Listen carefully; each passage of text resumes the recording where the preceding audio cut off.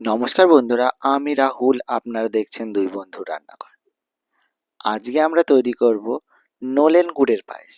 পায়েস তো আপনারা সকলেই তৈরি করেন, কিন্তু এভাবে একবার পায়েস তৈরি করে দেখুন, এর স্বাদ অতুলনীয় হয়ে থাকে। এই পায়েস তৈরি করার জন্য আমরা এখানে নিয়েছি গোবিন্দভোগ চাল, নলেন গুড় আর কাজু বাদাম। এখানে আমরা 150 গ্রাম গোবিন্দভোগ চাল নিয়েছি। 150 গ্রাম গোবিন্দভোগ চালটিকে আমাদের খুব সুন্দরভাবে ধুয়ে নিতে হবে। চালটিকে আমরা 2-3 বার মতো ধুয়ে নিয়েছি। চাল আমাদের পরিষ্কার করে ধোয়া হয়ে গেছে। এবার শুকনো একটা সুতি রুমালের উপরে আমরা চালগুলিকে বিছিয়ে দেবো, যেন চালগুলি থেকে তার জলগুলি শুকিয়ে যায়। এই 5 থেকে 10 মিনিটের মতো আমরা রেখে দেবো এটিকে। চালগুলিকে একটা সাইডে আমরা রেখে দিলাম। এদিকে আমরা গ্যাসের ওপর বসিয়ে দিয়েছি কড়াই। কড়াইতে আমরা প্রথমেই দিয়ে দেব ঘি। এখানে আমরা ওই 1 থেকে 1.5 চামচ মতো দিয়ে দিচ্ছি ঘি। ঘিটা আমাদের গরম হয়ে গেলে এতে আমরা প্রথমেই ভেজে নেব কিছু কাজু বাদাম।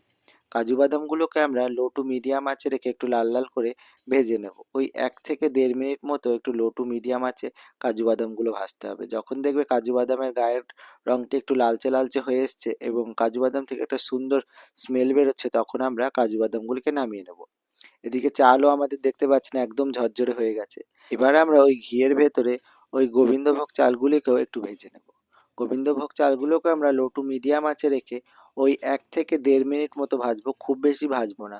দেখতে পাবে ভাজতে ভাজতে চালগুলো একদম ঝরঝরে হয়ে যাবে এবং চাল থেকে একটা সুন্দর স্মেল বেরোচ্ছে, তখন বুঝে নিতে হবে চাল আমাদের ভাজা হয়ে গেছে। 1 থেকে 1.5 মিনিট মতো ভাজার পরে আমরা চালের ভেতর দিয়ে দিচ্ছি এবার দুধ। 150 গ্রাম গোবিন্দভোগ চালের জন্য আমরা এখানে নিয়েছি 2 কিলো গরুর দুধ। গরুর দুধ আমরা সম্পূর্ণটাই একবারে দিয়ে দিচ্ছি। এখানে আমরা রাখবো না, সম্পূর্ণ দুধটিকেই আমরা একবারে দিয়ে দেবো। দুধটি দেওয়া হয়ে গেলে আমরা গ্যাসের ফ্লেম বাড়িয়ে দেবো। এই সময় কিন্তু গ্যাসের ফ্লেমটিকে বাড়িয়েই দিতে হবে, তাহলে দুধটি খুব সুন্দরভাবে তাড়াতাড়ি ফুটে উঠবে। আর দুধটি দেবার পরে কিন্তু মাঝে মাঝেই নাড়া দিয়ে দিতে হবে, নয় চালগুলো কিন্তু দলা দলা হয়ে যেতে পারে এবং নিচে লেগে যেতে পারে। দেখতেই পাচ্ছেন দুধ আমাদের ফুটে উঠেছে। দুধ যত ফুটে উঠবে আমাদের নাড়ার পরিমাণটাও ততই বাড়াতে হবে, নয় কিন্তু তলা থেকে লেগে যেতে পারে। আর পায়েস যদি একবার তলা থেকে লেগে যায় তাহলে কিন্তু খুব বাজে একটা স্মেল বের হয়। তাই আমাদের কিন্তু মাঝে মাঝেই নেড়ে দিতে হবে। এবার আমরা এর ভেতরে দিয়ে দেব 1 চিমটে নুন। খুবই সামান্য পরিমাণে আমরা এর ভেতর দিয়ে দিচ্ছি নুন।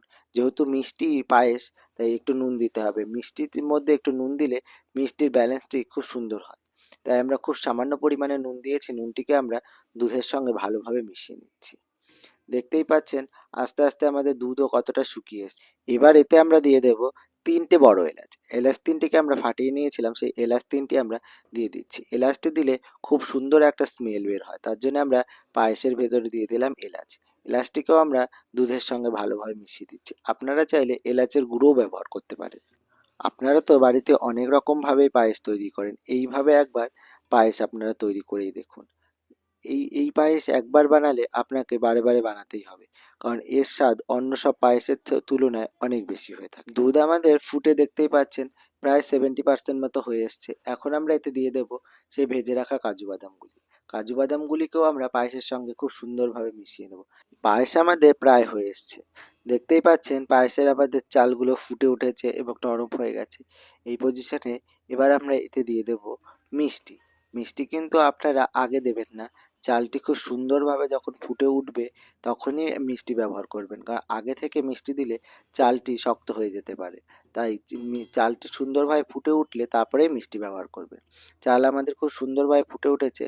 তারপরে এতে আমরা দিয়ে দেব খেজুরের নলেন গুড়টি।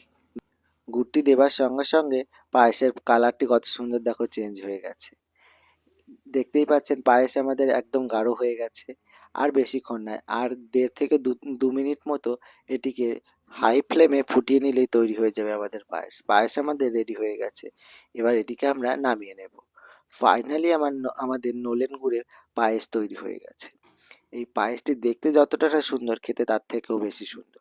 আপনাদের যদি এই পায়েসের রেসিপিটা ভালো লাগে অবশ্যই আমাদের চ্যানেলটিকে সাবস্ক্রাইব করে আমাদের পাশে থাকবেন আর কমেন্ট করে জানাবেন কার কেমন লাগলো রেসিপিটি।